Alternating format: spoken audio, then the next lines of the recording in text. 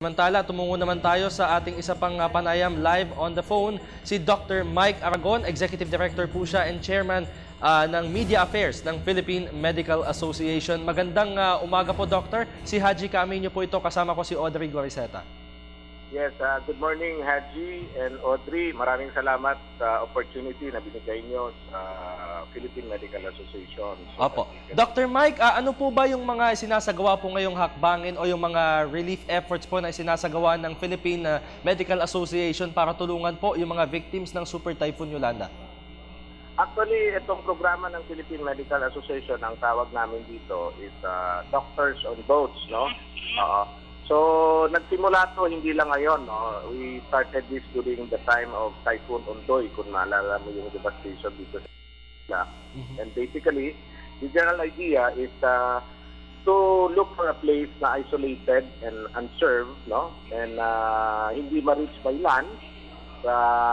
Pinasakay namin yung mga doctors, mga psychiatrists, psychosocial processing, even dentists, no? And even mga religious kasama namin sa rubber boats, and yun, pumupunta kami house to house, no, sa mga flooded areas. This time, we are, instead of riding a rubber boat, we'll be riding big boats, no, yung mga ships and barges, no, because may dala kami mga relief goods, no, mga medicines and even water, no. This is a public-private partnership program of the PMA, and kasama namin dito is the national government and also the local government sa areas, no? Particularly the Department of Health, the Department of National Defense, we also have the DOTC, no?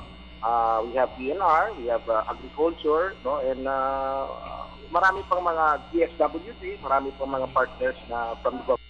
Of course, our private sector partners, mga kasama namin sa health sector like the Philippine Dental Association, the Philippine Nurses Association, the midwives, the pharmacies, the medtechs, etc.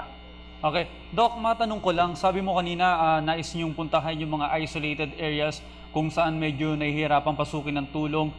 Sir, may mga balita po kasi na even yung mga hospital o yung mga klinika dito ay na-damage din ng bagyong Yolanda. Saan po kaya kayo mananatili pansamantala or magsa-set up ng inyong medical mission?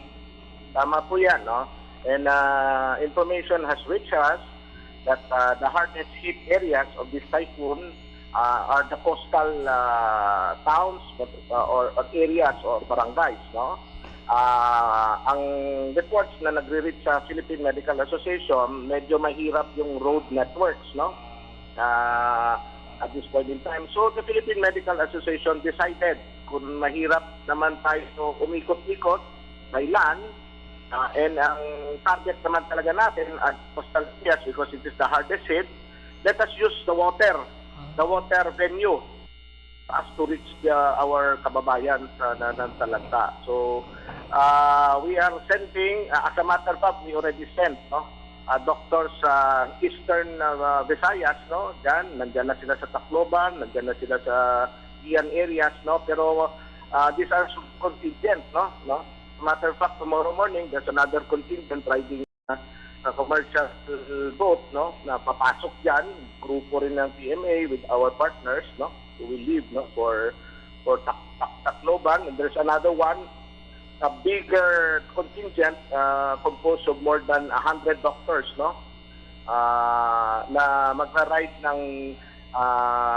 NCTs, no. This is a long flatbed barko na kakargahan natin ng relief goods and medicines and personnel. Pagdating doon, i-convert yan sa medical ship, parang mercy ship, no, in the area, no.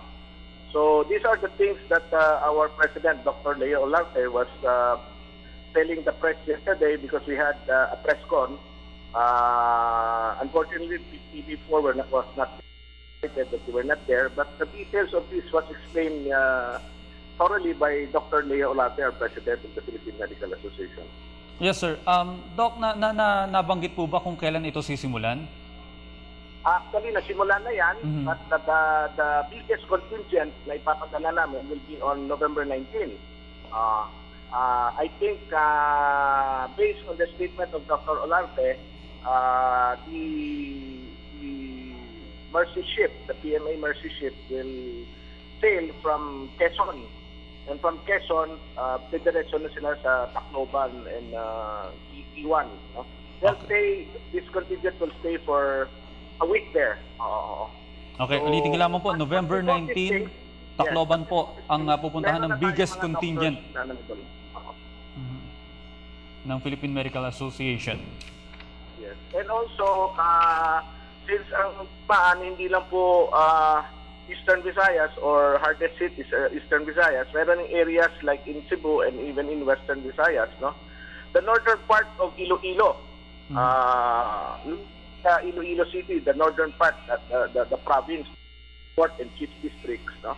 Ganun din yung nangyayari. And there are areas there and islands there in the northern part of Iloilo na hanggang ngayon hindi pa mapasok, hindi malaman kung ano nangyari doon. Walang communication and wala nang mga transportation going there. So what the Philippine Medical Association, together with our partners there in Iloilo City, is now doing and will do this coming Sunday, is we are sending doctors riding jet skis and speedboats, no? Na pupunta sa mga pulo-pulo doon sa northern part of Iloilo. This is in coordination with the Iloilo Medical Society of the Philippine Medical Association and the provincial government of Iloilo and the Iloilo Water Sports Association. They will provide, there will be around mga 50 14 to 16 footer jet ski na pwede mag-carry na mga 2 or 3 persons, no? Naka-piggyback yung mga doctors doon. This is still part of the Doctors on Boats program. And we will be actually deploying that this Sunday para malaman po yung mga isla doon in the northern part of ano talaga nangyari. Kasi hanggang ngayon yung walang balita. Although on land routes, medyo nakaka-penetrate na yung provincial government. Nagpapadala na kami ng mga doctors doon.